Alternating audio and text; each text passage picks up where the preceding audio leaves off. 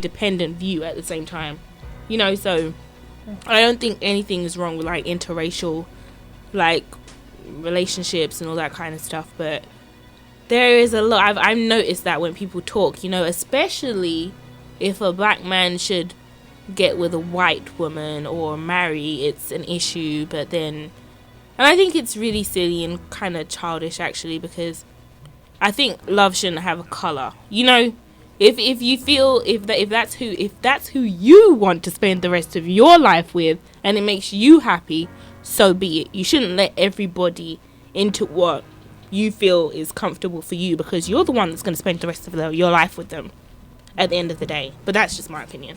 Sierra Garner, I want to get your personal perspective on this. I know that you are married to a Caucasian man. I am. What kind of response have you been getting from all ends of the spectrum, whether it would be Hispanics, whether it be Asians, blacks, whites, just people in general? So there are people that when I was engaged, they would talk about my ring a lot, and they would say, "Oh, a black man wouldn't. Black men could never afford that ring. That's she's obviously with a white man," or if it was that we were engaged, it was, "So how does your family feel about that?" And it would never. The strange thing about it was, it would never be black people that had an issue, actually, with my relationship. The first thing people would say would be, "Oh, why are you with him?" Or your parents are okay with that? Or, "So why would you do that?" And it's my heart. I cannot choose who I fall in love with. And it's a shame that in 2012, and I promise you I'm not going to cry, because I don't like doing that. It's a shame in 2012 that people did not come to our wedding, because they did not agree with the choice that he made. And that's I take that personal. How many of you all know that there were Caucasians who helped found the NAACP? How many of y'all out there knew that? How many of y'all out there really know that there were white people who helped find the organization that helped African Americans progress in the United States of America? How many of you all know that there were Caucasians, Anglo-Saxons, white people who helped to find the National Association for the Advancement of Colored People?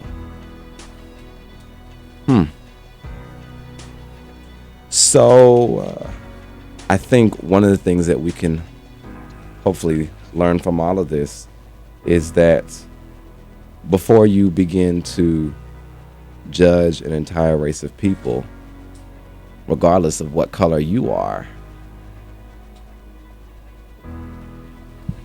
be careful, because that race of people that you might be judging just might have been the race of people that helped you get to where you are. One of the things that is so, I find it so disappointing. As anyone knows, I call myself a humanitarian because I love everybody. I do. I really do. And I find it so unfortunate that, someone told me one time, this was a Caucasian person who told me this. They say, "I don't see race unless you want me to see race." And here's what they meant by that. That if you want me to see your race as the first thing, if that's all you want me to see about you when you walk into a room, that's what I'm going to see. But if you just walk into a room and be the best you that you can be the best person that you can be, I won't even think about your race. That's what a Caucasian person said to me one day. That if you walk into a room saying, "I'm this, I'm that," well, as a Hispanic person, I feel like this, or as a black person, I feel like this, or as an Asian person, I feel like this. If you're always throwing that race card at people who look different than you, then that's how you're going to be viewed. Those stereotypes will be placed upon you. But if you walk into a room with the best you that you can be, and that is why I always try to make sure that as an African American man in the United States of America, that when I walk into a room, I be the best me that I can be. Not the best black guy, not the best African American, not the best dark skinned person. I don't have to walk into a room and hold up my black card every time. I don't have to do that. I hold up my ed card. Kiana, when you walk into a room, hold up your Kiana card. Latoya Brown, when you walk into a room, hold up your Latoya card. Sierra Garner, when you walk into a room, hold up your Sierra card. Nima Seshi, when you walk into a room, hold up your Nima card. And even you, Mr. Willie Hall, when you walk into a room, hold up your Willie card.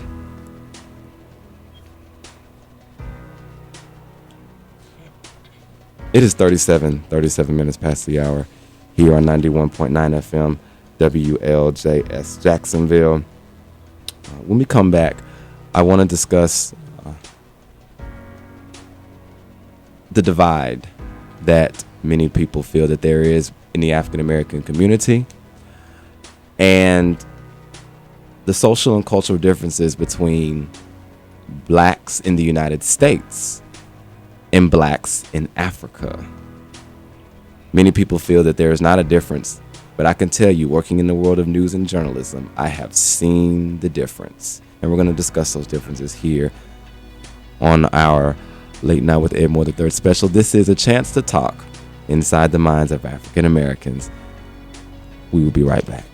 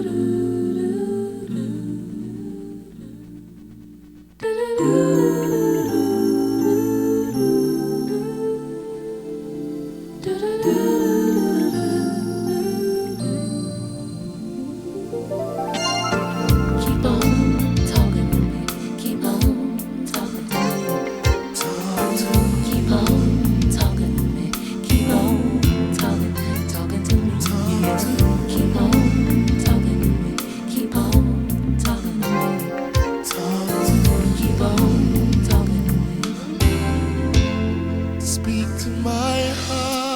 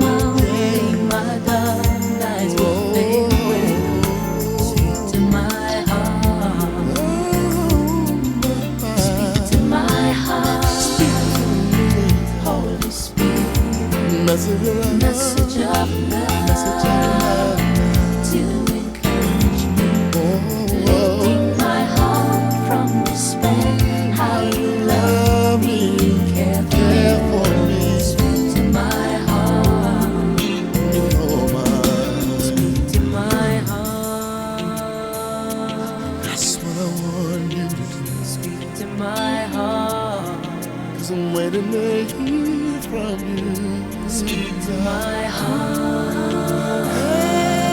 That's what I want you to do. Speak to my heart. Speak to my heart, Lord. Oh, give me your holy word. If I can hear from you, then I'll know what to do.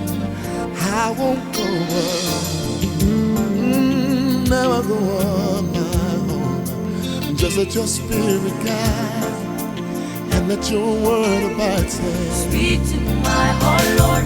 Oh my, give me your holy, give me your holy word. If I can hear from you, if I can hear, then I'll know what to do. I won't go alone. I'll never go on my own. No, just spirit guide and let your word abide. Speak to my heart, Lord. Give me your holy word. If I can't hear from you, if I can hear from you, then I'll know what to do. I won't go alone. Said I'll never go alone, Jesus. I'll never go on my own. So just spirit guide me, Lord, and let your word abide. Speak to my heart, Lord. Speak, Jesus. Give me your holy word. Come on, let me know what to please. If I can't hear from you, God, I gotta hear your voice. Then I know what to do. I'll be able to make my choice. Said I'll never go by myself. I'll never go on. God, I really need your help. Just spirit guide. Got me going through the night. Let your word and I know it will be good. I'm ready. Give me your holy word. If I can't hear from you, then I know what to do. I won't go alone.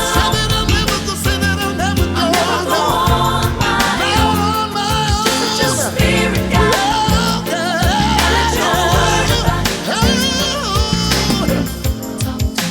Talk to me, talk to me, yeah. Talk to me, talk to me.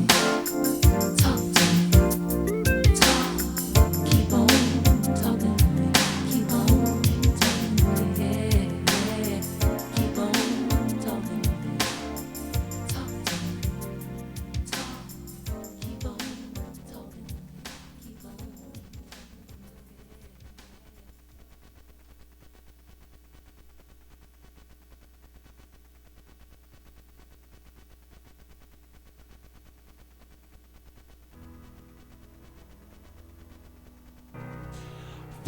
44 minutes past the hour here on 91.9 FM WLJS Jacksonville. Good evening, ladies and gentlemen, and welcome back to our last segment of our special on the African American race.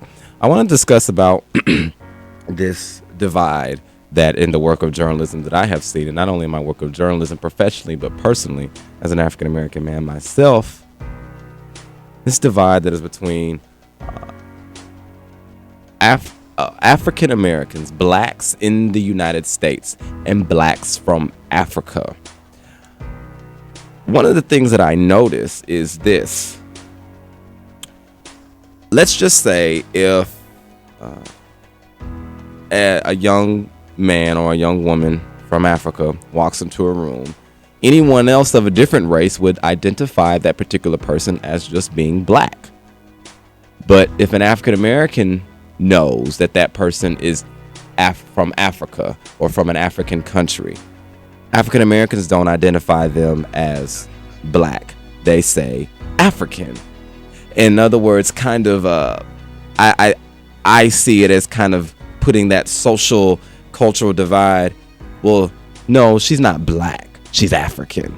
It's kind of that divide that says she might or he might have the same skin tone, but they're not one of us.